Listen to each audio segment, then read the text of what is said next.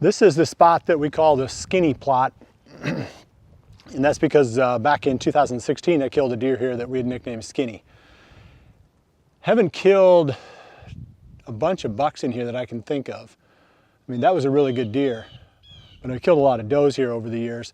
I love this spot though as a bow hunting spot because it sets up narrow and all the deer kind of flow towards this end.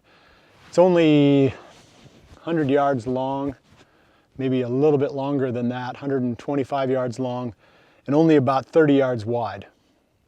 So any deer that passes the length of this is going to be within bow range. And I like setting up on this end.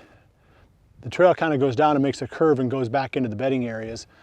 So I think it was more from the standpoint of access why I set up here to begin with. The county road isn't too far away behind the stand. I can come down the county road and drop off into the ditch and kind of side hill over and come into that tree stand from the back side. So I don't have to come through the plot. I've even done it in the past where there were deer in the plot and I was able to get into the tree stand without spooking them. Normally I've either got big and beastie or clover in here. It's too small to put any kind of a grain crop into because the deer would just wipe it out. But any southwest wind, which would be coming in this direction, coming from that direction over my shoulder, blows my scent, blows my scent out over the ditch.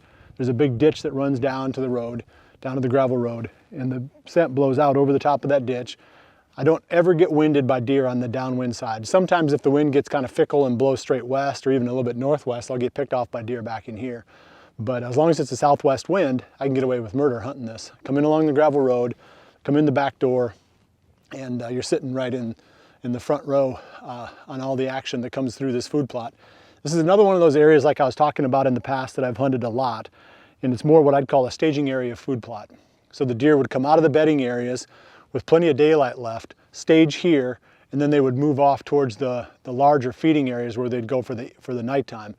So typically you get deer on their feet sooner, you get more daylight activity, close range shots because of the size and the shape of this food plot, and then they move on out before dark. So it's perfect. You can get out and get back to your vehicle without spooking anything. And it actually works in the morning too. These little spots are amazingly good in the mornings also, just because they're so close to these bedding areas that this is the last place that the deer are on their feet before they go back and bed down. So even during the rut, I'd say even more so during the rut, this is a good morning spot. In fact, I killed Skinny in the morning. It was probably about half an hour into legal shooting time when that buck came in. So that's the lay of this one and how this one came to be. It's one of the better spots on the farm. I hunt this a lot. But those stands have been up there for several years. I've got them strapped back in again multiple times. It's time to get them down and take a look at them and get some fresh ones up there.